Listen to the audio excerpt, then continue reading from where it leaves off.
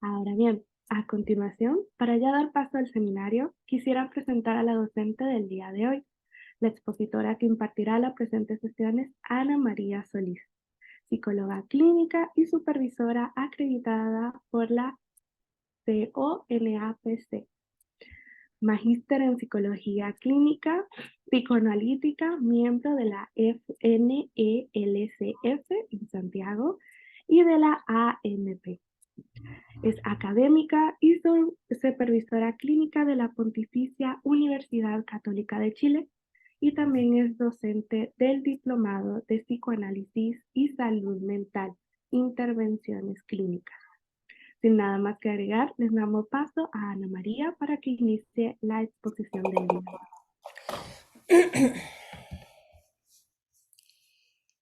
Bien, buenas tardes a todas y todos. Bienvenidos a este seminario, digamos, donde brevemente vamos a hacer un paso, digamos, por el narcisismo y qué implica el narcisismo en el día de hoy, ¿no? A propósito, digamos, del individualismo de masas, ¿no? También este empuje hacia el éxito, la felicidad, digamos, la producción, el rendimiento, ¿no? Que me parece que toca particularmente el lazo social y sobre todo la clínica, digamos, ¿no? Eh, Voy a compartirles pantalla para mostrarles una pequeña PPT, que no soy muy buena para eso, pero bueno, se hace lo que se puede.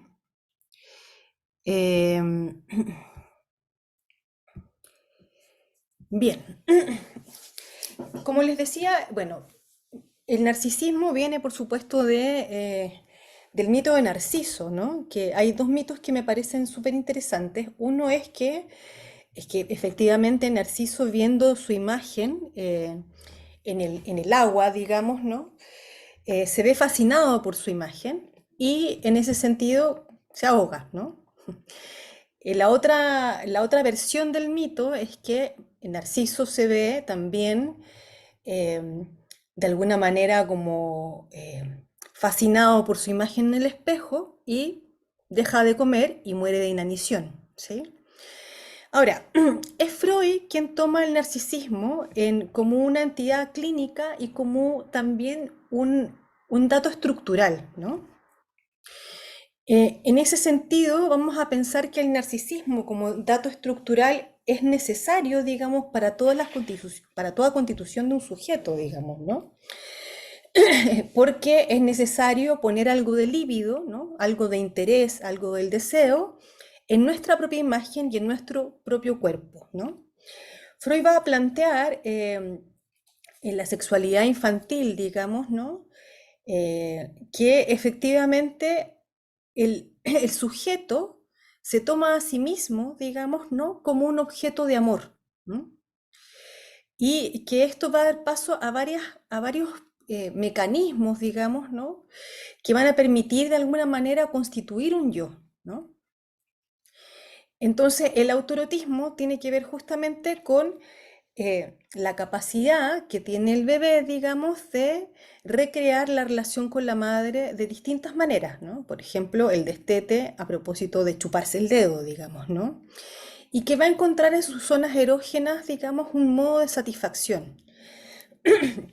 Ahora, todavía en este momento vamos a pensar que en el niño no está la diferencia tan claramente entre el yo y el mundo, digamos, ¿no? Entre el objeto y el sujeto, ¿sí? Entonces va a haber un narcisismo primario donde efectivamente el niño se va a tomar o va a tomar su propio cuerpo, digamos, como un objeto de amor, amoroso. Va a poner líbido, interés, digamos, ¿no? Deseo en su propio cuerpo. Y en el narcisismo secundario lo que va a ocurrir es que esta libido, este deseo, este interés va a investir objetos externos, ¿no? Yo creo que aquí es importante entender de que este movimiento pulsional siempre va a ir de adentro hacia afuera, digamos, ¿no? Tiene que ver con un reconocimiento, ¿sí? Al propio ser, digamos, ¿no? La creación del yo. Y también tiene que ver justamente con lo que vamos a llamar más adelante autoestima, ¿no? Autoestima, ego, como ustedes quieran decirlo. Sabemos que en una medida razonable eso es bastante bueno, ¿no? Como el poder de conocer algunas cosas buenas en uno, digamos, ¿no? Ahora, lo que va a pensar como fenómeno clínico Freud es justamente cuando hay una estasis, digamos, libidinal. ¿Qué quiere decir esto? De que en realidad hay un retroceso, digamos, del narcisismo secundario al narcisismo primario y que fundamentalmente tiene que ver con una estasis, con un estancamiento, ¿no? Y para eso él va a hablar de duelo y melancolía. No sé si reconocen o conocen de alguna manera o les suena ese texto, ¿no? Y va a diferenciar lo que es el duelo, ¿sí? Como la pérdida de un objeto real, ¿no? Y que tiene que ver justamente con una disminución, digamos, del interés por el mundo externo, ¿no? Ya sea como dificultades para dormir, dificultades para trabajar, digamos, dificultades para entablar relaciones con los otros, pero que el objeto externo se mantiene intacto, ¿no? Y que él va a decir que para que el duelo se atraviese de alguna manera se necesita de tiempo y trabajo, ¿no? Y va a hablar del trabajo del duelo, que tiene que ver justamente con poder hablar de ese objeto perdido. Y ojo que cuando dice objeto perdido también está diciendo la patria, el trabajo, digamos, el lugar que uno tenía, ¿no? Un ideal, ¿sí? Cualquier cosa puede ser susceptible de objeto perdido.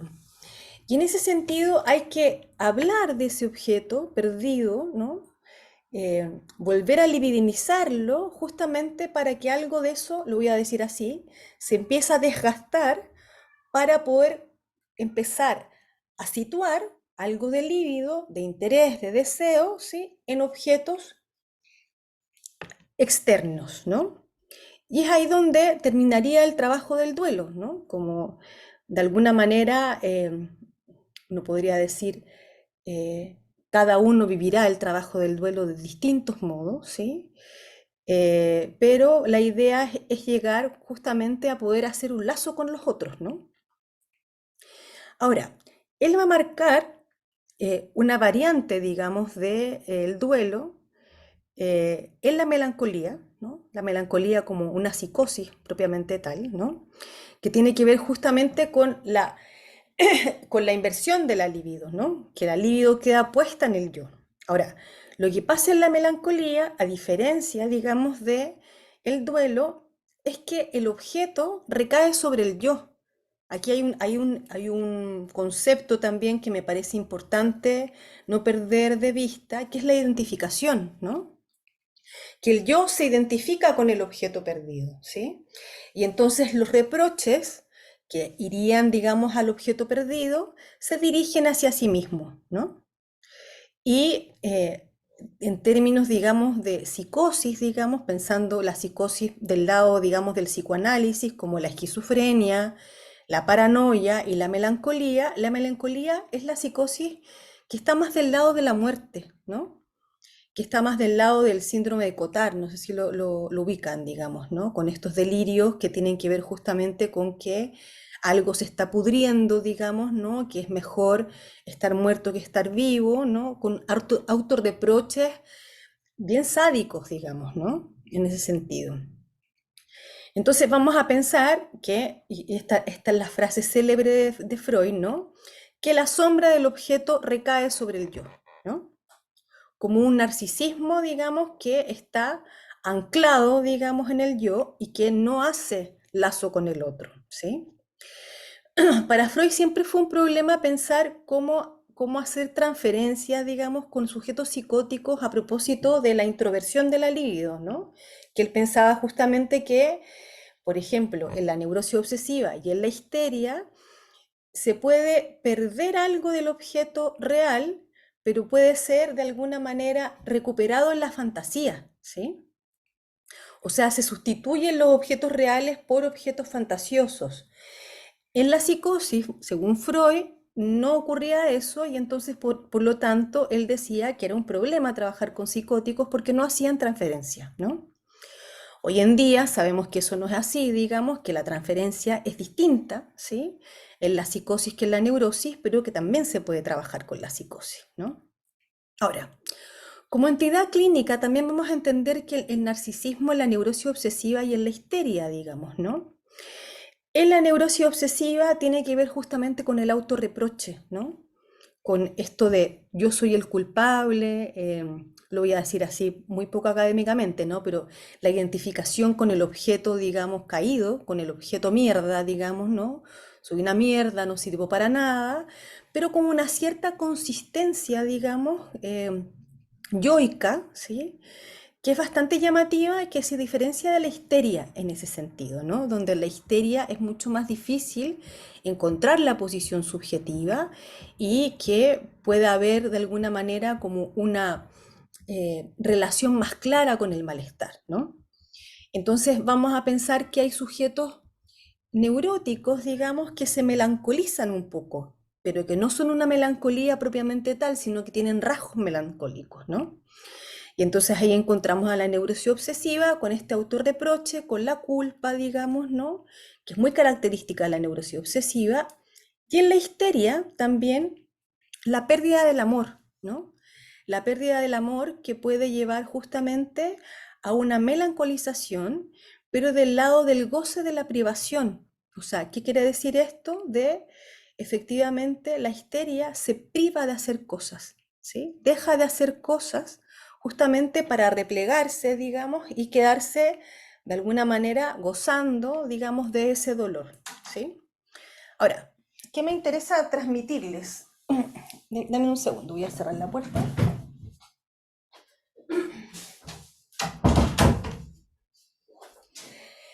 ¿Qué es lo que me interesa? Porque, bueno, todo esto va a ser visto como más en profundidad en el curso, ¿sí?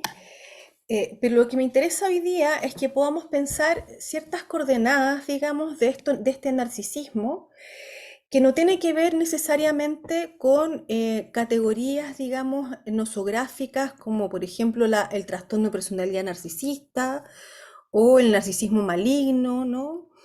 Que me parece que es bastante fácil como deslizarse, digamos, en esos diagnósticos, ¿no? Sino que más bien pensemos justamente con la época, digamos, ¿no? Con la época actual, la época que estamos viviendo, ¿qué ocurre con el narcisismo, ¿no? Donde, por ejemplo, hay una proliferación de la imagen, ¿no? Donde efectivamente tendemos a un cierto individualismo, ¿no? Estamos más preocupados, digamos, de lo que nos pasa a cada uno de nosotros que hacer lazos con los otros, digamos, ¿no? Donde además también, por ejemplo, la posición del soltero, ¿no? Que Lacan dice que se hace solo su propio chocolate, digamos, ¿no? Está cada vez más en boga, ¿no? Con lo que uno se encuentra en la clínica son sujetos que han decidido quedarse solos, ¿sí? Y que es una decisión que no es fácil, digamos, ¿no? Porque también trae ciertos bemoles, ¿no? Pero también, por ejemplo, discursos como el poliamor, digamos, como el discurso feminista, como discursos, digamos, del sexo fluido, ¿no? Que a veces lo que ocurre con esos discursos es que se extreman, digamos, ¿no? O sujetos toman el discurso a la pata de la letra, digamos, ¿no? Y empieza una dificultad, digamos, eh, con poder estar con el otro, ¿sí? Porque estar con el otro implica perder algo, implica dividirse, ¿sí? Siempre que yo estoy con un otro, tengo que de alguna manera transar ciertas cosas. Y eso implica mi división subjetiva, ¿no? Porque vamos a pensar desde el psicoanálisis que la división subjetiva, ¿no? Parte por preguntarse por el deseo del otro, ¿no? O sea, efectivamente, yo no sé lo que el otro quiere y nunca lo voy a saber, ¿no? Pero justamente el preguntarse por el deseo del otro es lo que angustia, digamos, ¿no? Si alguien no nos responde un WhatsApp, si alguien no nos responde un mail que para nosotros nos parece importante, si no nos responden un llamado telefónico, lo que empezamos a hacer trabajar es justamente lo que vamos a llamar fantasma, ¿no? Que es la fantasía inconsciente o el recurso que uno tiene justamente para poder eh, darle un sentido, ¿sí? Darle una interpretación a lo que el otro supuestamente quiere de mí, ¿no? Eso implica una división, digamos, justamente porque hay un punto donde yo no sé lo que el otro quiere. ¿sí? Y nos enfrentamos constantemente a eso, por ejemplo, en las relaciones de amistad o en las relaciones de pareja, ¿no? Donde hay algo que nunca calza, digamos, ¿no? Hay algo que el lenguaje no cubre, en el sentido de que siempre en el lenguaje hay una equivocación que es fundamental, digamos, ¿no? Porque si bien creemos compartir una realidad, lo que sabemos es que la realidad psíquica es el modo en que nosotros interpretamos la realidad. Y por lo tanto, es para cada uno una realidad psíquica. Y en ese sentido, lo que yo digo, lo que yo le digo a alguien, va a estar pasado por un sedazo, ¿no? Que tiene que ver justamente con la manera en que yo pienso que soy para el otro, ¿no? El otro me quiere perjudicar, el otro no me quiere, el otro siempre quiere algo más de mí, yo soy siempre la mediadora, el otro siempre me está pidiendo un poco más, eh, el otro me rechaza, el otro me excluye, el otro no me quiere, y así millones de axiomas, digamos, que eh, son la invención y que pues, de alguna manera funcionan como una religión para cada uno de nosotros, porque es una creencia, digamos, ¿no? Acérrima, ¿no? Con que el otro de alguna manera quiere algo de mí, o no quiere algo de mí, o me rechaza. Fíjense que eso, aunque, aunque sea una creencia, es una creencia que se puede poner en cuestión, ¿no? En realidad no era tan así, a lo mejor es cosa mía. Eso es lo que hace un análisis finalmente, ¿no? Llevar al sujeto a darse cuenta que ese otro que lo aplasta, ¿sí? Ese otro que lo perjudica, ese otro que no lo deja hacer, finalmente es la creación de un otro que uno mismo se inventó, ¿sí? No es tan fácil llegar ahí, digamos, porque creemos, digamos, en nuestro fantasma, ¿no? Porque además también nos da una cierta estabilidad en el mundo, ¿no? Ahora, no sé si en sus consultas, digamos, ¿no? O en el ámbito que ustedes trabajen, han escuchado a estos sujetos que dicen, yo soy así, ¿sí? ¿Y qué? ¿No? Y en ese sentido uno empieza a preguntarse, digamos, ¿sí? Si hay división subjetiva ahí o no. ¿Va? ¿No me quiere cambiar esto? Ya. ¿Por qué? A ver, primero porque el yo, ¿sí? Como una entidad psíquica, ¿no? Desde Freud en adelante, y me refiero a Freud y Lacan, porque hay toda una escuela, digamos, de la psicología del yo, que está, por ejemplo, del lado Tokenberg, ¿no? Donde lo que se privilegia, digamos, son las defensas yoicas, ¿no? Y se hacen diagnósticos respecto de si hay una defensa más alta o más baja, ¿no? Y entonces el trabajo es con el yo, ¿no? Ahora, Freud hace varias referencias, digamos, a que el yo no es dueño de sí mismo, ¿no? Eh, lo digo siempre, digamos, ¿no? A mí me parece que el gran escándalo de Freud, digamos, no es la sexualidad infantil, sino que más bien tiene que ver justamente que en una época donde hay una cierta promesa, digamos, de emancipación del Estado, de la Iglesia, digamos, ¿no? Mediante el trabajo, por ejemplo, que es la era, digamos, moderna, donde el individuo puede ser dueño de sí mismo, Freud dice, no, eso no es cierto, ¿sí? Dice más bien, nosotros somos comandados por otra escena, que va a ser lo inconsciente, ¿sí? Y además estamos comandados por la pulsión, ¿no? Lo que genera, digamos, un cambio epistemológico bastante importante, porque implica de alguna manera que por mucha voluntad que nosotros tengamos, ¿no? Y mucho deseo de cambiar y muchas buenas intenciones, hay algo que nos comanda, que nos lleva a querer o a hacer lo que no queremos hacer, a decir lo que no queremos decir, ¿sí? A soñar lo que no queremos soñar, a pensar lo que no queremos pensar, ¿sí? A volver una y otra vez a ese mismo trabajo que odiamos, digamos, o a volver una y otra vez con la misma pareja que sabemos que no va a resultar, ¿no? Pero a repetir una y otra vez aquello que nos hace mal, ¿sí? Somos los únicos seres humanos que comemos, digamos, hasta que nos duela la guata, ¿no? O comemos hasta morir, o podemos dejar de comer también hasta morir, ¿no? Entonces fíjense que hay una gran diferencia, digamos, entre el instinto animal, que tiene un objeto, que tiene una meta, digamos, que tiene como una especie de programación, a lo que somos nosotros, digamos, ¿no? Que tenemos hambre de ciertas cosas, ¿no? Como hambre de chocolate, digamos, hambre, no sé, de una lasaña. Igual es hora de comer, como que da hambre a esta hora, ¿no? Eh, pero cada uno tiene en su cabeza, digamos, una idea de qué es lo que quisiera comer y además de eso, no podemos saber, no tenemos cómo saber cómo esa persona siente ese sabor, ¿sí? Entonces, cuando decimos que el yo es una función de desconocimiento, es que Freud dice el yo no es dueño en su propia casa, ¿no? Y nos va a mostrar con la segunda tópica, que es el yo, el ello y el superyo, que el yo tiene una parte inconsciente, ¿sí? Que desconoce de alguna manera lo que pasa, ¿no? Tendemos a pensar de que somos autónomos, digamos, ¿no? Que tenemos la conciencia, de que podemos pensar, de que podemos racionalizar ciertas cosas, ¿no? Pero si nos toca en el lugar, ¿sí? Reaccionamos de una manera bastante poco racional, digamos, ¿no? ¿Por qué? Porque el yo tiene una lógica paranoide, ¿no? O sea, si ustedes están en una fila del supermercado y alguien hace una demanda, digamos, de que nos va a quitar el puesto en la fila, o se incomodan, o dicen algo, o empiezan a correrse, digamos, para que esta persona no gane el puesto, digamos, ¿no? O lo que pasa generalmente en los tacos, digamos, de autos, digamos, ¿no? Como que uno sabe que hay una regla, ¿no? Si hay un taco, pasa uno, después el otro, pero no, aquí hay un deseo de ganar, digamos, al otro, ¿no? Aquí vamos a hablar de política, digamos, ¿sí? Efectivamente, en la política lo que ocurre es un ataque a la persona, no al argumento de la persona, ¿no? ¿Por qué?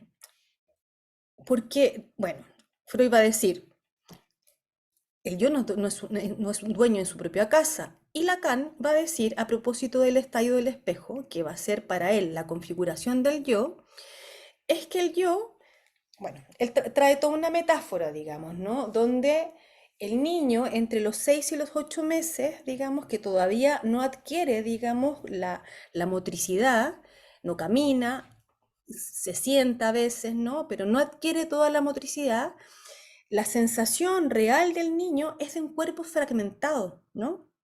Y entonces viene la madre, ¿no? Que tiene un deseo por ese niño y le muestra a este niño en el espejo, ¿no? Y le dice, ese eres tú.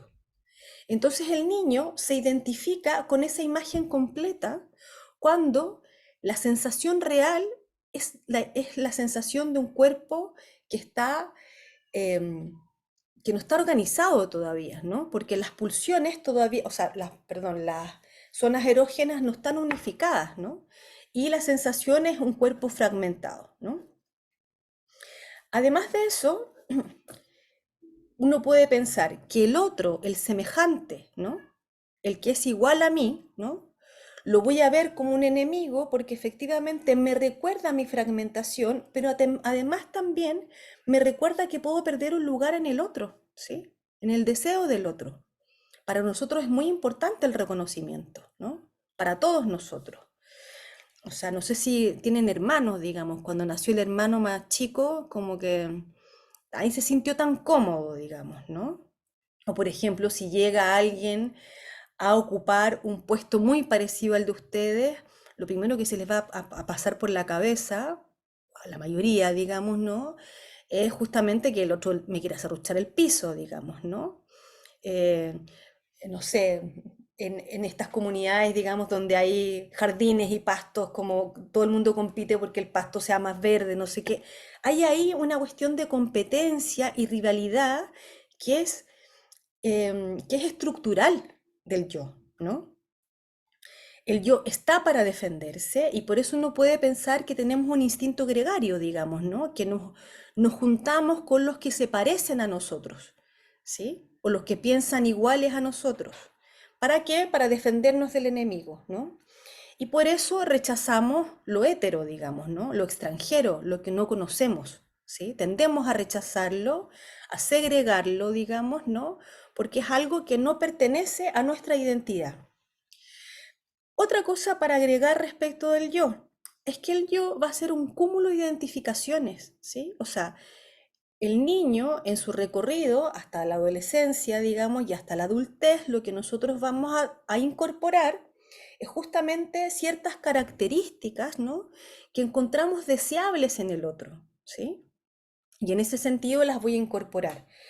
Em, no sé, no sé si se acuerdan de los Pokémones, como de las tribus urbanas, ¿no? Donde los adolescentes se visten todos iguales, escuchan toda la misma música, porque es necesario, porque se están haciendo una identidad que es distinta de los padres, ¿no? Y por eso uno piensa que la adolescencia, la rebeldía frente a los padres, es algo natural, digamos, ¿no? Separarse de los padres es algo necesario. Pero fíjense que el yo está hecho de ciertos pedazos que no son propios, ¿no?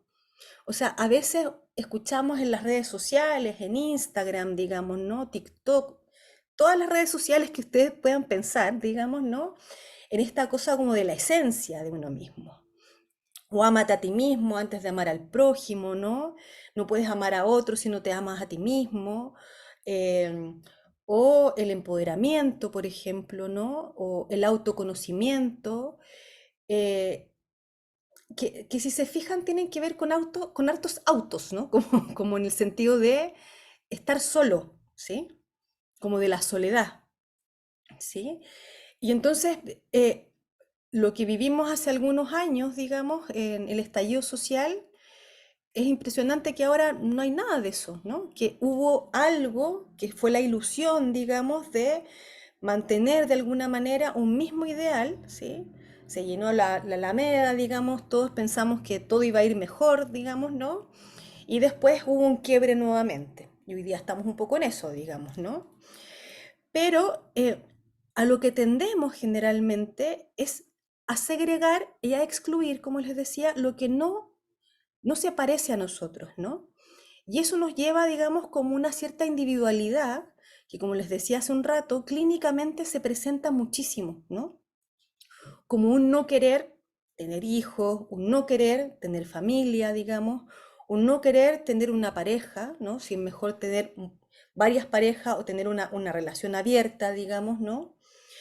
Y que uno puede pensar como, bueno, esto va a traer la felicidad porque es la libertad máxima, ¿no? Pero tal como decía Freud en el malestar en la cultura, el malestar es inacabable, digamos, ¿no? Es inextinguible. Entonces, si bien uno recibe esos pacientes en la consulta, uno ve el fracaso de eso, ¿sí? Piensen también cómo hay ciertos discursos, digamos, que tienen que ver justamente con em, no sé, el rendimiento, ¿no? O sea, hoy en día ni siquiera necesitamos a un jefe que nos esté diciendo cuánto debemos rendir, ¿sí? Sino que más bien nosotros mismos somos los que nos exigimos a nosotros rendir más, saber más, ser más exitosos, ¿no? O sea, piensen cómo se juega el mercado laboral, por ejemplo, ¿no? Sobre todo en nuestro rubro, que para entrar a un trabajo hay que ser joven, pero además hay que tener un magíster, un doctorado, no sé cuántos diplomados, digamos, ¿no? Y claro, efectivamente, esto parte por el discurso capitalista, digamos, ¿no? Y que efectivamente uno piensa que, claro, que uno es consumidor, digamos, ¿no? Pero finalmente uno es objeto de consumo, ¿sí? O sea, con todo esto de la inteligencia artificial, de que efectivamente, eh, yo no sé si cómo funciona eso, pero se supone que hay un algoritmo, digamos, que puede ver lo que tú ves y uno dice, bueno, me gustaría viajar no sé dónde, y te aparecen miles de ofertas, digamos, de viajes, ¿no?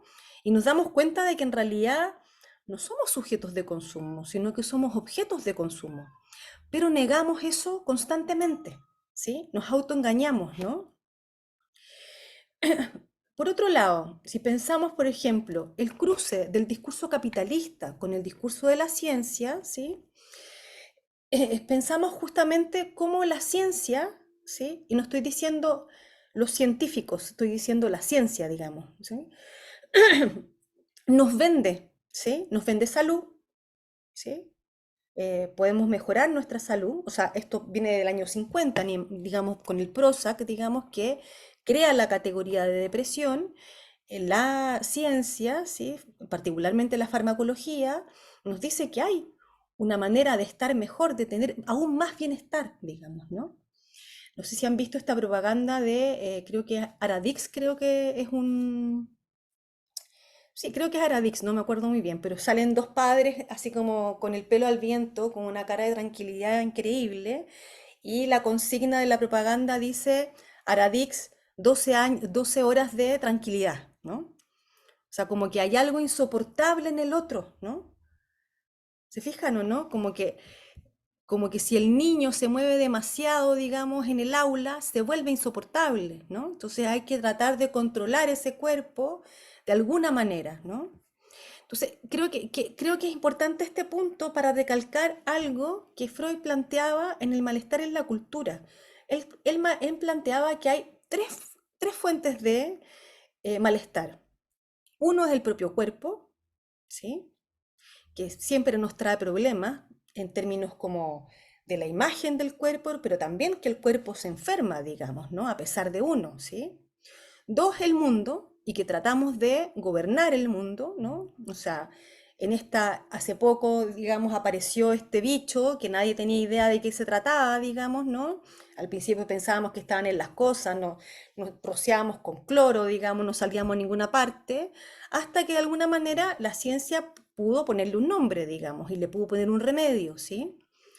Y en eso con todo, digamos, ¿no? Tratamos de efectivamente controlar el mundo y por eso ahora estamos en una crisis climática como la que estamos, digamos, ¿no? Y otra fuente fundamental es el otro, ¿sí? Es el otro que me viene a quitar el lugar, el otro que me viene a quitar la libertad, el otro que me viene a decir lo que tengo que hacer, ¿sí? Entonces, en ese sentido, digamos, ¿sí? El otro cada vez más se nos hace más insoportable, ¿sí? Porque está la posibilidad de la soledad, ¿no? No sé si escucharon sujetos en la pandemia que estaban felices en la pandemia, ¿sí? Como estoy aquí solo en mi casa, no tengo que ver a nadie, no tengo que interactuar con nadie, no tengo que hablar con nadie, digamos, mejor me quedo aquí, ¿no? Vuelvo a algo que se me quedó en el tintero respecto del discurso capitalista y el discurso de la ciencia, ¿no? Nos venden felicidad, ¿sí? Nos venden tranquilidad, nos venden de alguna manera también la posibilidad, digamos, de cambiar la imagen, de cambiarnos nuestra imagen, de pequeñas intervenciones, digamos, hasta intervenciones que son realmente eh, increíbles, ¿no? O sea, como este sujeto que se transformó en Ken y ahora es Barbie, por ejemplo, ¿no? O sea, fíjense que tenemos la capacidad de moldear nuestros cuerpos, de cambiarnos de sexo, ¿sí? De elegir, ¿sí? Yo creo que también aquí hay una cuestión que tiene que ver con la elección, ¿sí? Con la libre elección, digamos, ¿no? Que también es una trampa, ¿no? Porque justamente si nosotros le decimos a un niño, puedes hacer lo que tú quieras, ¿sí? El niño en un momento se va a sentir increíble, puede hacer lo que él quiera, pero si no le damos una pequeña orientación, ¿sí? ¿Qué es lo que va a ocurrir? ¿Sí? Se habla en la época de los niños descarriados o de los niños amos, digamos, ¿no? De que los padres, por ejemplo, son los abogados de los niños, ¿no? Hay un problema con la autoridad, ¿sí? Y entonces cada vez más nos vamos como relegando, digamos, a nuestro espacio, ¿sí? A nuestro propio yo, a nuestro ego, ¿sí? Y la pregunta que nos tenemos que hacer clínicamente es cómo trabajar con estos sujetos que no quieren ceder en nada su espacio, digamos, de confort, ¿no? Recibo un paciente, digamos que este es su cuarto matrimonio, ¿no? Su cuarto matrimonio, él dice que es un mañoso, ¿sí? De que siempre ha sido un mañoso y que siempre, y él habla mucho de él, digamos, ¿no? Como de quién es él, de cuáles sus mañas, digamos, no sé qué, y que él salió de la nada y que es un exitoso y que no sé qué, bla, bla, bla, bla, bla. Sí, pero resulta que su cuarto matrimonio está terminando igual como terminaron todos los otros matrimonios, ¿sí? Y entonces él me dice que él no puede dar más y que no sabe si quiere dar más, ¿sí? Y que él prefiere quedarse así y que su matrimonio, su cuarto matrimonio, termine de la misma manera que cambiar algo, ¿sí? Sobre todo a la gente que trabaja en instituciones donde llegan estos llamados trastornos de personalidad, digamos, ¿no? A mí no me gusta hablar de trastornos, ¿sí? Porque me parece que el psicoanálisis de esta orientación más bien piensa en soluciones distintas, pero no un trastorno, ¿no? Y son sujetos que se presentan con una cierta consistencia, digamos, de el yo soy así, a pesar de hacerle mal al otro, ¿sí? Y es como que no hay un miramiento por el otro, ¿no? Y dos cosas fundamentalmente que necesitamos, ¿sí? Para la clínica propiamente tal es que haya transferencia. Eso significa que un sujeto suponga que nosotros tenemos algún saber respecto de lo que a él le pasa, ¿sí? Y que nos podemos ver como sujetos que vienen en la lógica mercantilista, digamos, ¿no? Así como, ¿cuánto cobra? ¿Cuánto me va a atender? Usted tiene que... Yo me autodiagnostiqué depresión porque fui a Google y vi que en realidad tengo todos los- las características, entonces lo que usted tiene que hacer es esto, digamos, ¿no? Y no hay ninguna creencia en el otro, ¿sí? Ninguna. Y que me parece que para que haya transferencia hay que tener creencia en el otro, ¿sí? Que por un lado nosotros creemos que el sujeto sabe respecto de lo que le pasa, pero si no hay ninguna pregunta, ¿cómo trabajamos, no? Si el sujeto no que se quiere hacer una pregunta respecto de lo que le pasa, ¿qué vamos a hacer? ¿Lo vamos a psicoeducar? ¿Le vamos a decir que lo que está haciendo está mal, digamos, no? A mí me parece que esa no es la pega clínica, digamos, ¿no? Pero ¿qué hacemos, no? ¿Qué hacemos con sujetos que no se dividen subjetivamente?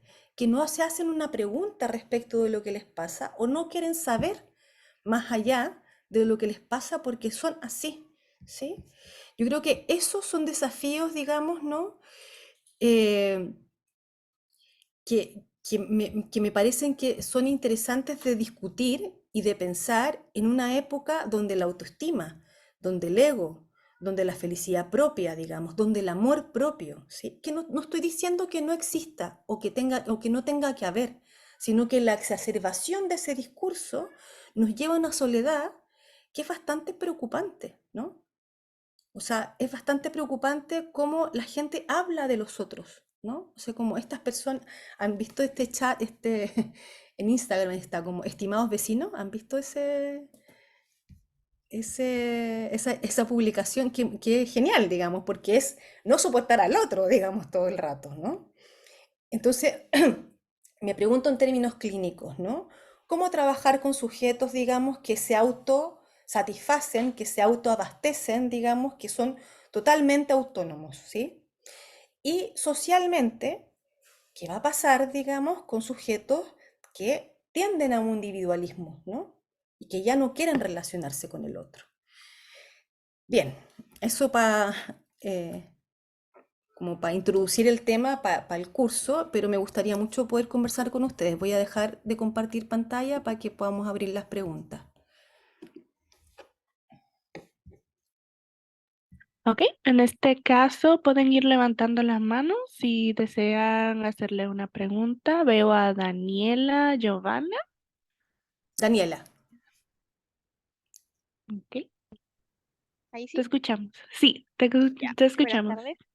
hola. No sé si tendrá relación o quizás no sé si estará bien planteada la pregunta, pero el hecho de no salir de la zona de confort, entonces está directamente relacionado con ser narcisista y no con un miedo, por ejemplo, a explorar.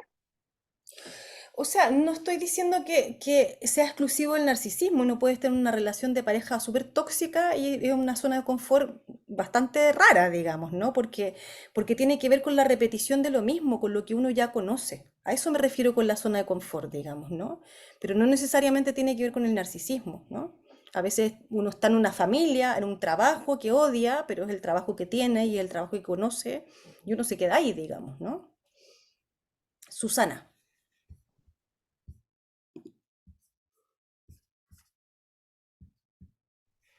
Hola, ahí sí, perdón.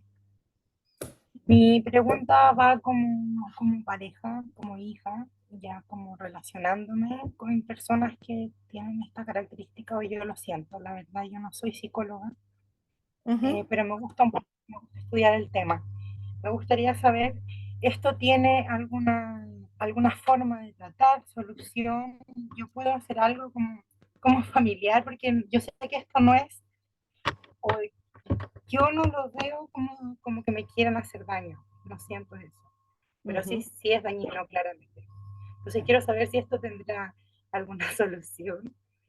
Eh, O sea, yo creo que esa es la pregunta del curso, digamos, ¿sí? Que tiene que ver justamente con cómo dividir subjetivamente a alguien. Ahora, yo puedo hablar del ámbito clínico, no puedo hablar del ámbito como familiar, digamos, en términos de qué es lo que uno hace, digamos, ¿sí? Porque ahí también, y yo insisto que no es patológico, sino que más bien es como, es una dificultad de ver al otro, y por eso traigo la época, digamos, porque la época contribuye a eso, ¿no? O sea, pensemos en la época de Freud, la época victoriana, donde todo era renuncia pulsional, ¿sí? Y entonces la mujer tenía un lugar, el hombre tenía un lugar, los hijos tenían un lugar, no sé qué, ¿sí? Eso ya no está, ya no es así, ya dejó de ser así, ¿sí? Y no vamos a ponernos con romanticismo, digamos, a decir, hoy tenemos que volver a la época anterior. No, es cómo nos enfrentamos a esto, ¿sí? Entonces yo creo que la pregunta ahí, o la clave para la pregunta que tú estás haciendo es cómo dividir a alguien, ¿sí? Cómo hacer, digamos, que aparezca algo del orden de la demanda, de esto me pasa, digamos, y no sé qué hacer con eso, ¿sí? Y que puede ser no el narcisismo propiamente tal, sino que puede ser alguna contingencia, digamos, ¿no? Y que desde ahí uno pueda trabajar algo de la relación con el otro, digamos, ¿no? Es interesante porque hay casos donde efectivamente los sujetos como que yo atiendo un sujeto, digamos, que está así como feliz solo, digamos, ¿no? Y que aparece una contingencia que es una mujer que le dice, porque él dice, yo siempre tengo que cuidar a las mujeres, ¿no? Entonces conoce una mujer que ella le dice, yo también te puedo cuidar. Y él se claro. sorprende de una manera impresionante, digamos, ¿sí? Y es ahí donde él se divide subjetivamente, y es de ahí donde uno se puede agarrar, clínicamente, ¿sí? Ya, ¿Quién bien, viene? bueno, muchas gracias. Ya, Susana. Constanza. Sí, Constanza. Hola, bueno, iba como por la misma línea la pregunta, era como, ¿qué hacemos nosotras en terapia con los pacientes que son más impermeables a la transferencia? ¿Cómo se puede trabajar con un paciente que llega con un diagnóstico claro en su cabeza y finalmente busca validación? Entonces, ¿cómo hacemos como para engancharlo para la segunda sesión? Porque yo sí he tenido experiencias y generalmente pasa que no enganchan. Y no sé si es que es como algo propio de la estructura de personalidad o algo mío puede ser, como más que nada quisiera saberlo. Yo los invitaría a no hablar de los narcisistas, ¿sí? Sino que más bien todos somos narcisistas, ¿sí? Lo que pasa es que hay unos más que otros, digamos, ¿no? El problema yo creo tiene que ver justamente con lo que tú planteas, Constanza, ¿no? Como hay sujetos que no vienen haciéndose una pregunta, ¿sí? Y que uno, en ese sentido, uno puede ponerse en una posición dividida a uno, ¿sí? Entonces como, ¿y entonces en qué lo puedo ayudar? ¿No? Usted me dice que tiene resuelto todo esto, ¿sí? Entonces, ¿cómo lo puedo ayudar, no? Muchas veces tiene que ver con subvertir la lógica del ideal, ¿no? Ah, pero si usted está súper bien, entonces ¿para qué viene? No, es que yo tengo un problema porque mi señora dice que tengo un problema. Ay, pero ¿cuál es el problema, no? Entonces, como que yo creo que la estrategia transferencial, ¿sí? Es lo fundamental para poder sortear algo que no va a pasar, digamos, por una comprensión. No va a pasar por decirle, bueno, pero parece que como usted hace sufrir a su señora. No, paciente te va a decir, ¿qué te importa a ti, digamos, ¿sí? Aquí más bien es cuál es la estrategia, ¿sí? Yo tenía una paciente que ella se decía que siempre quería tener, que siempre tuvo un chofer, una nana y un analista, ¿sí? Así como me metí a mí en el séquito, digamos, de sus empleados, ¿no? Entonces, como que uno puede decir, no, yo no soy su séquito. Yo le decía, nos vemos la próxima semana, princesa. ¿sí? Y ella me decía, ¡ay, sí, me encanta que me digas princesa, no sé qué! Y fue tanto que hablamos de eso hasta que en algún momento cae esto, ¿sí? A propósito de que tiene que viajar a ver a su hijo que vive fuera del país en Europa. Y ella devela, digamos, de que es una mujer, porque es una mujer mayor, tenía unos 72 años cuando yo la atendía. Devela ella de que efectivamente vive en la miseria, ¿sí? Pero que esa fantasía le servía para vivir, ¿sí? Entonces también hay que pensar de que muchas veces el narcisismo está ahí por algo, porque algo protege, ¿sí? O sea, de hecho yo me empecé a dar cuenta cuando los cheques me rebotaban, digamos, así como, ¡ay, qué raro! El cheque rebotó, no sé qué, le voy a decir a mi contador, ¿no? Y que era toda una fantasía, por eso te digo que también puede estar ahí el narcisismo puesto en la histeria, por ejemplo, ¿no? Entonces, creo que si uno entra en la lógica yoica, así como, pero es que este paciente no quiere, no entiende, no sé qué, uno está frito de entrada, ¿sí? Si uno cree que es una competencia con uno entró, digamos, en la lógica, digamos, de rivalidad y ahí tenemos todas las de perder. Nicole.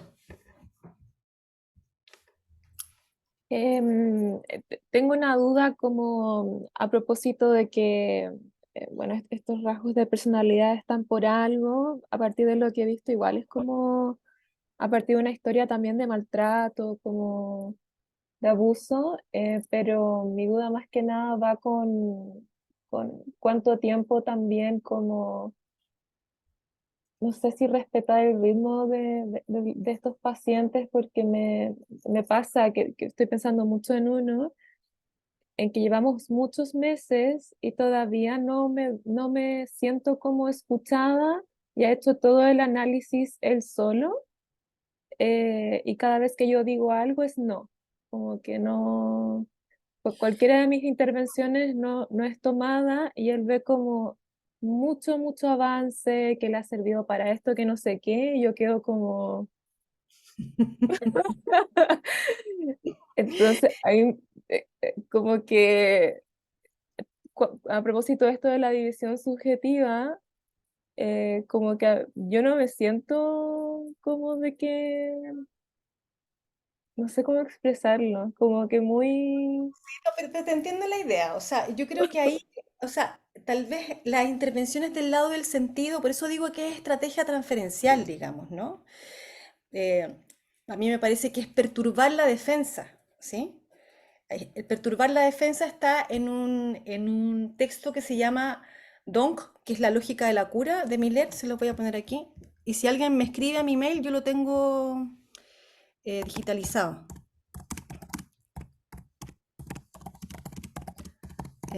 Y mi mail es asolisde@uc.cl. Que tiene que ver justamente con perturbar la defensa, ¿sí? Porque el yo tiene la lógica de la ley del corazón, digamos, ¿no? Que es como que yo me sostengo en la medida en que el otro está equivocado, ¿no?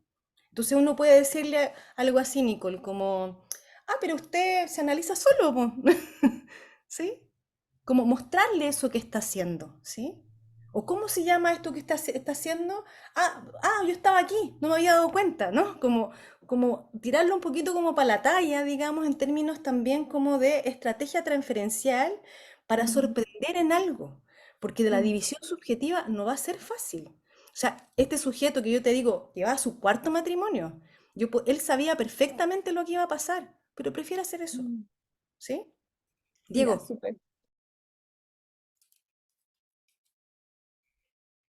Diego, Diego está ahí. Hola, Sí, sí. buenas tardes. Te quería preguntar cuál es tu escuela acerca de cómo se redes sociales para Se hacer escucha muy mal, Diego. No sé si alguien logra escuchar. No, se escucha muy bajito. a ver, ahora sí, Sí, ahora sí, sí, No, un poquito como mejor. bueno, un poquito mejor, sí. ya. Lo que le quería preguntar es cuál es tu visión sobre cómo influyen las redes sociales sobre este narcisismo. No, si quieres escríbelo por el chat, porque no, la verdad es que no escucho. Y Diego, voy a estar pendiente para leer tu pregunta. ¿Bien? Yo quiero también responderle a una chica que escribió hace un rato, que Ok. se llama Isidora, que piensa sobre el diagnóstico del TEA en los tiempos actuales. Em, o sea, me parece que pasa como con los diagnósticos, ¿no? O sea, los diagnósticos cada vez más se esparcen, digamos, ¿no? Entonces yo tengo no sé cuántos pacientes que dicen que tienen TEA, ¿sí? O sea, todos los que estamos aquí podemos tener TEA, ¿no? Todos podemos ser neurodivergentes, digamos, ¿no? La pregunta es por qué necesitamos ponerle un nombre, ¿sí? Que no sea singular a algo que me pasa. Yo creo que ese es el problema, ¿no? Porque justamente es como tratar de nombrarlo todo, pero al tratar de nombrarlo todo siempre queda algo afuera. Y por eso existe el DSM-1, DSM-2, DSM-3, DSM-4, DSM-5, y no sé hasta dónde vamos a llegar, digamos, ¿no? Y entonces, ahí también, ¿cómo influyen, por ejemplo, aquí está la pregunta de Diego, ¿cómo influye eh, el uso de las redes sociales sobre el narcisismo? Bueno, o sea, uno puede pensarlo, digamos, ¿no? O sea, efectivamente, Instagram, Facebook, Twitter, digamos, X, perdón, se llama ahora, ¿no? Son lugares donde hacer palestra, digamos, ¿no? Y que efectivamente es una palestra que es sin el otro. Yo creo que ese es el problema. El problema no es el narcisismo, digamos, ¿no? El problema no es mostrar como la imagen no sé dónde. El problema es cuando eso se vuelve todo, ¿sí? Y yo ya no me relaciono con el otro, me relaciono con el otro a través de la pantalla, digamos, ¿no? Y muestro una imagen que no es la mía, como la paciente que les decía, digamos, ¿no? Que sufre, pero ella está tan posicionada en este lugar que ella perdió, digamos, que no lo quiere soltar, que lo sostiene a pesar de todo, porque es una mujer que además no se junta con nadie, digamos, ¿sí? Entonces me parece que sí, tiene una gran influencia. Yo me parece que las redes sociales son necesarias, el punto es cómo se usan y para qué se usan, ¿sí? Constanza, no sé si te respondo, Diego, pero ojalá que sí. Eh, Constanza, ¿Se escucha? sí. ¿Se escucha bien? Me pareció súper interesante por donde enfoca el tema del narcisismo, más allá como de lo patológico o del DSM.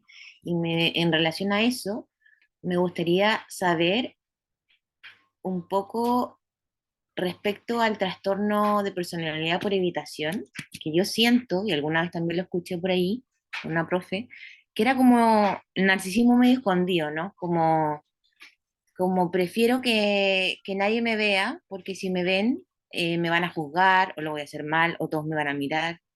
Entonces, ¿cómo abordar eso en la clínica y mostrárselo al paciente, ¿no? Yo no me manejo en las nomenclaturas, digamos, ¿no? Yo creo que habría que entender ahí cómo, qué es lo que le pasa al paciente, por qué se aísla, digamos, ¿no? Porque aislarse a veces tiene que ver con algo más fóbico o aislarse tiene que ver también con una ganancia, digamos, ¿no? Como les decía, cuando uno se acerca al otro, uno pierde, ¿sí? Uno tiene que negociar, ¿sí? Sobre todo en las parejas, digamos, que no te aguantan todo, digamos, y que está bien que no te aguanten todo, ¿no? Pero ahí habría que ver porque hay sujetos psicóticos, por ejemplo, que se relacionan solamente con las redes sociales y que les va muy bien con eso, ¿sí? Tampoco hay que tener un ideal, porque el problema es cuando tenemos un ideal puesto en la cabeza, digamos, ¿no? Es que en realidad, por ejemplo, el niño autista tiene que hacer un lazo con el otro. A veces no. A veces lo que le funciona es hacer el lazo con uno, digamos, ¿no? O que, no sé, el que está aislado tiene que volver a la sociedad. Habría que ver, digamos, qué le conviene a cada uno, ¿sí? Entonces yo creo que no hay una manera de hacerlo, ¿sí? Sino que más bien hay que, desde mi perspectiva, siempre el análisis es un traje hecho a la medida, digamos, ¿no? No hay ninguna intervención que se parezca a otra, ni ningún paciente que se parezca a otro. Por eso digo que en realidad no me gustan las nomenclaturas porque tratan de aunar, digamos, para que ciertos pacientes quepan dentro de esa nomenclatura, ¿sí? Eh, Eso. Aline, estamos como en la hora, así que vamos a dejar hasta Sergio y Y paramos con las preguntas. Sí, hola, buenas noches. Yo tenía una pregunta. En relación a lo que me llamó mucho la atención es que hay una frase que nombró que es a través del error del otro, las personas con esta estructura como que se sostienen. Entonces mi pregunta es la siguiente. Pasa que en las relaciones amorosas hay una serie de procesos que ellos van y vienen, como esta especie de toxicidad también que nombra. Entonces, a raíz de eso, yo me pregunto, porque ellos son capaces de amar a las víctimas realmente de este tipo de dinámica, porque como van, cortan y nunca son capaces de cortar la dinámica, como que hacen como el descarte que se llama, se alejan 1 o 2 meses y después vuelven como si nada, como con mucho amor, hasta que hay algo en el error que me llamó la atención y ahí se valían nuevamente, tratan mal a la persona y se van. Entonces, dentro de esa dinámica, ¿ellos son capaces real de amar o solamente se aman ellos en esa forma de vincularse? Eh, em, a ver, o sea, yo dije que el yo tiene la estructura, digamos, de la ley Claro. del corazón que dice Hegel, ¿sí? O sea, tiene esa Ujú. estructura, que es como, uno lo ve en política, ¿no? O sea, como para que mi argumento valga, el tuyo no vale nada, ¿sí? Claro. Ahora, tú te estás refiriendo como a esto que aparece en las redes sociales de los hombres narcisistas, ¿no? Que No, postean. en general como puede ser hombre o mujer, como la dinámica que tienen. Claro, lo que pasa es que em, cuando uno dice ellos, ¿sí? Uno está diciendo ellos y no nosotros, digamos, ¿sí? Claro, sí, pues me referí Primero mal que, yo. primero que nada, ¿sí? Y lo otro es como, sí, yo creo que este hombre, digamos, que va por su cuarto matrimonio, ama a su mujer, ¿sí? Pero es más fuerte su narcisismo que el amor a ella.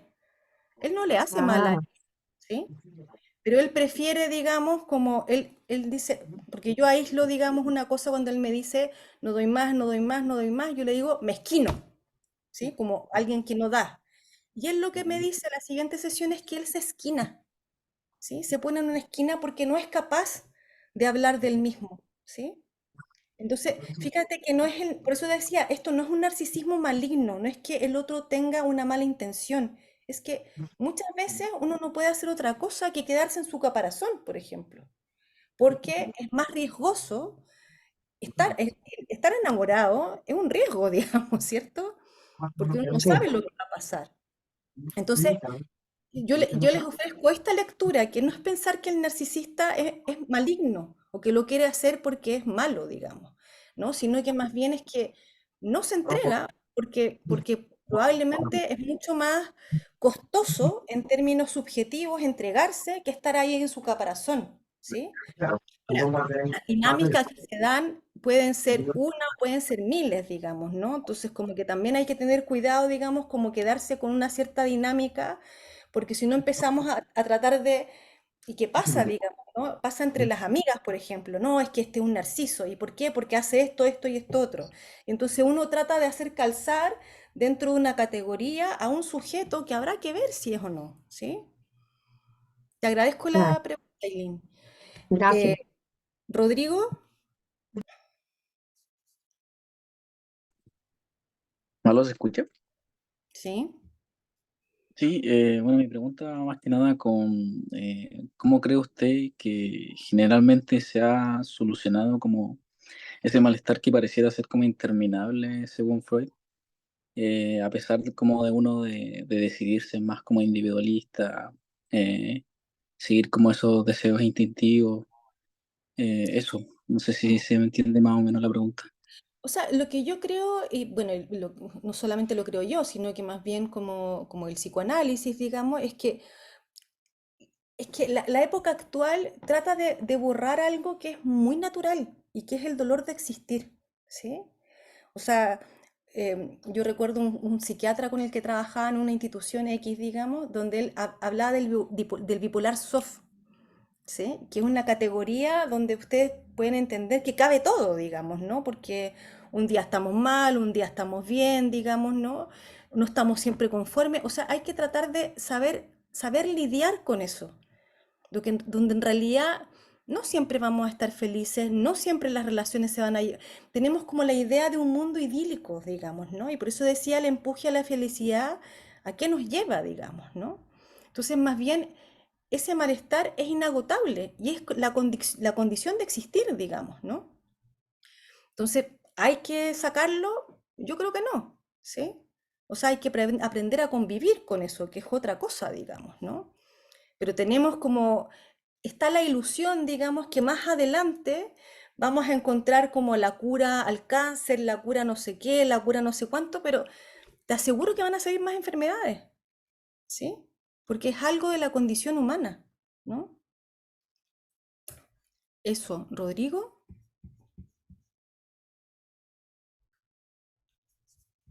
¿Quién sigue?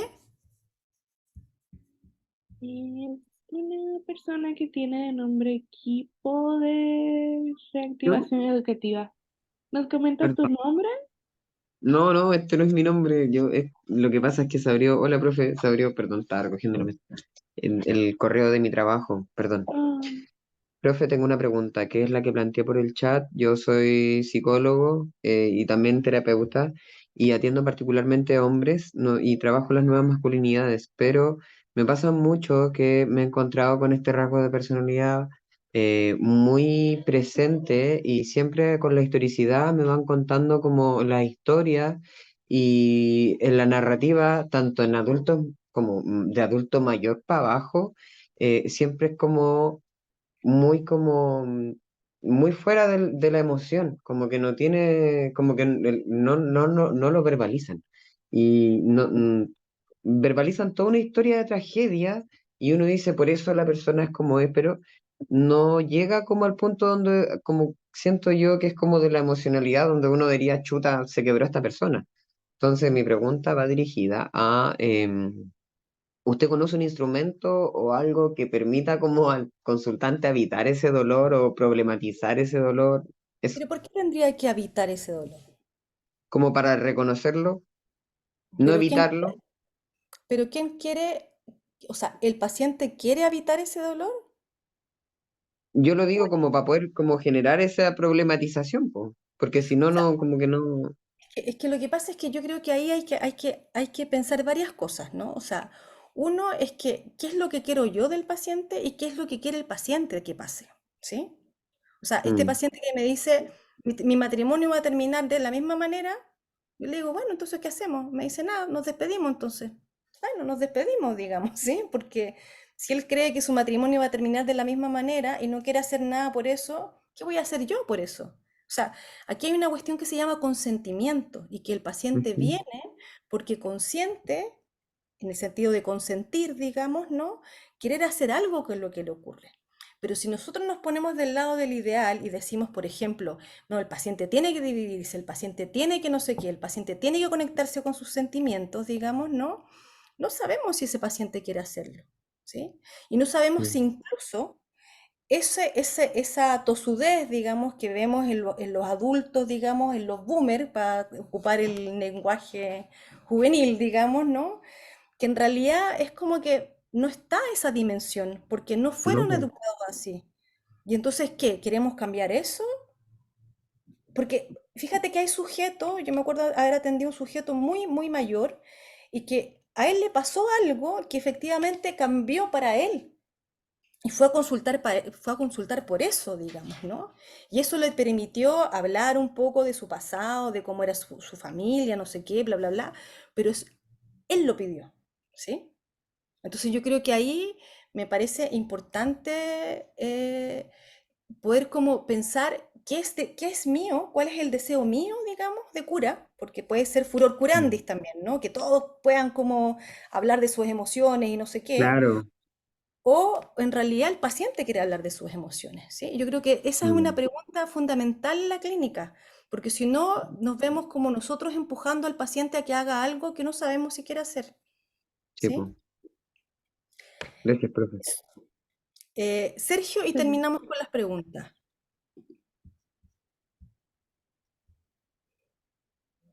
Hola, Si es que buenas. está. ¿Se escucha Sí, bien? hola. Sí, se escucha bien. Bueno, muchas gracias por el espacio. Mi pregunta es, dentro del trabajo clínico, ¿qué tanto podemos confiar en el mundo externo del paciente y cómo éste modifica su narcisismo? Me refiero a una nueva experiencia laboral, qué tan cómodo se puede sentir con una nueva amistad, una nueva pareja. ¿Es algo en lo que uno deba poner atención o es recomendable concentrarse más en la creencia? Eso. A ver, pero ¿en qué términos? No entendí bien tu pregunta, Sergio. Ah, disculpe, es que me cuesta un poco. Por ejemplo, se me viene a la mente un caso de una persona que prefería resguardarse frente a nuevas relaciones, pero Ujú, aún así se estaba atreviendo a la nueva.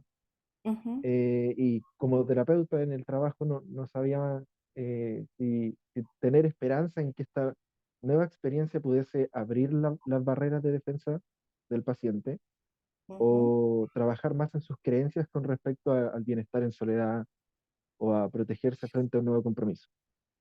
O sea, yo, un poco lo mismo que le decía al colega, digamos, ¿no? A mí me parece que bonito como lo dices tú, hay que tener esperanzas. Yo creo que uno no tiene que esperar nada, ¿sí? Es como, más bien como que uno tiene que seguir al paciente en el camino que quiere llevar, ¿sí? O sea, si el paciente ha estado siempre evitando y se aventura en una nueva relación que a él le gusta, digamos, ¿no? Uno es neutral respecto de eso, ¿no? Lo único que uno hace es como, bueno, ¿cómo lo va a hacer? ¿Quién es esta persona, digamos? ¿Qué le gusta de ella? ¿Cuál es la diferencia, digamos, ¿no? O sea, alguien puede cambiar radicalmente su vida, ¿sí? Y uno puede acompañar a esa persona en eso, ¿sí? Y entonces, más bien, yo encuentro que ahí la supervisión es fundamental para que uno no se cuele tanto, digamos, lo que uno quiere y lo que el paciente quiere, digamos, o no hacer esa diferencia, ¿sí? Porque me parece que eso es fundamental. Porque si el paciente quiere tener una pareja, bueno, démosle, digamos, ¿sí?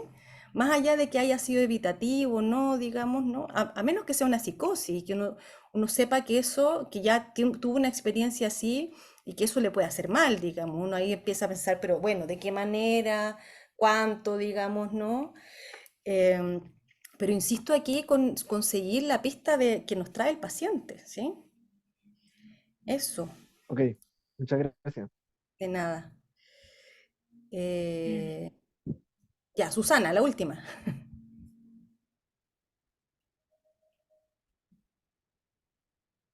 Yo le había preguntado al principio, volví a hacer una segunda pregunta a partir de todas las preguntas que hicieron. Y mi segunda pregunta es si acaso, si esta persona va a terapia, porque yo se lo he pedido por mucho tiempo, irá a resultar de alguna forma que la empatía nazca en algún momento, porque no es siempre así, son lapsos de tiempo. Es como súper descontinuo, es rara la situación. Entonces yo quiero saber si es que le servirá, él lo está haciendo por mí. ¿Va a resultar eso? O sea, yo en general, te soy súper sincera, Susana, si alguien viene a consultar, digamos, porque alguien le pidió que viniera a consultar y no tiene demanda, yo no lo hago entrar, digamos, ¿no? O sea, como me parece que hay cosas que uno puede avalar y otras cosas que no. ¿Sí? O sea, si esa persona no puede ubicar algo que lo traiga personalmente, digamos, aunque sea porque la otra persona se lo pide y él quiere que esa persona esté tranquila, digamos, ¿no? No quiere hacer sufrir a esa persona, eso ya sería un problema. Pero si esta persona viene y me dice, a mí me tocó un chico, digamos, que era un toxicómano, ¿no? Y que la mamá le proveía la plata, digamos, entonces él me dice que vengo para acá porque quiero dejar tranquila a mi mamá, entonces mira, mi mamá te puede pagar mucha plata, pero yo no voy a dejar de hacer lo que estoy haciendo, pero mi mamá se va a quedar tranquila. Y le digo que no, que así no. Si él no tiene un problema, digamos, para trabajar, o sea, va a ser como jugar a la psicoterapia, digamos, ¿no? ¿Se entiende, no? Entonces Sí. como que no es hazlo por mí, sino que más bien es cuál es el problema que tienes tú, digamos, en poder mirarme a mí, por ejemplo, ¿no? Pero que el problema Eso es lo que parezca... hemos conversado varias veces y supuestamente por eso empezaron las terapias. Entonces a mí me cuesta analizar si saber si el problema lo está tratando de solucionar o está tratando de estarlo tranquilo. O sea, yo creo que ahí es una cuestión mucho más personal, creo, Susana, pero me parece que si no hay algo que esa persona de alguna manera pueda decir que es problemático, no me parece que pueda entrar a ningún tipo de terapia, digamos, ¿no? Ya, Bien. Bueno, ha sido un gusto trabajar con ustedes hoy gracias. día. Muchas gracias a todos. Yo me voy a ir porque ustedes tienen que hacer como el concurso y todas esas cosas, pero yo puedo irme, Carla, ¿cierto? Así es. Queremos agradecer la participación de cada uno de ustedes en el presente seminario, como también agradecer a Ana María Solís por la excelente exposición que ha dictado el día de hoy. Muchísimas gracias. Que estén bien, cuídense.